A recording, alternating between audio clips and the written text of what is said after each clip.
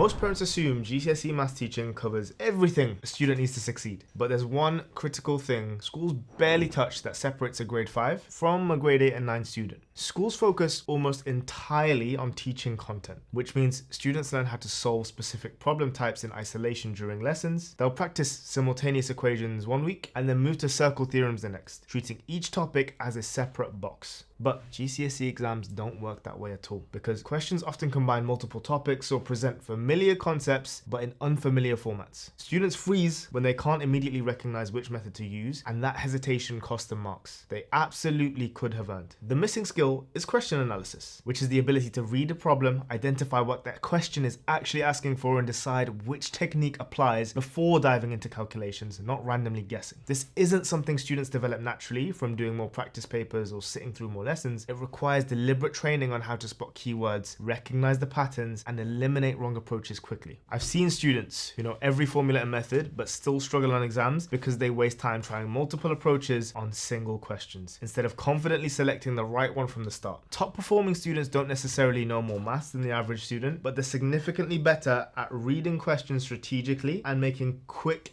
accurate decisions about which tools to use. Schools assume this skill develops automatically, but it doesn't, which is why so many capable students underperform when the exam day arrives. If you want to understand exactly what's holding your child back and how to address it, message me the word unlock now. I'll reserve you a free spot for a strategy session where I'll map out exactly what needs to change.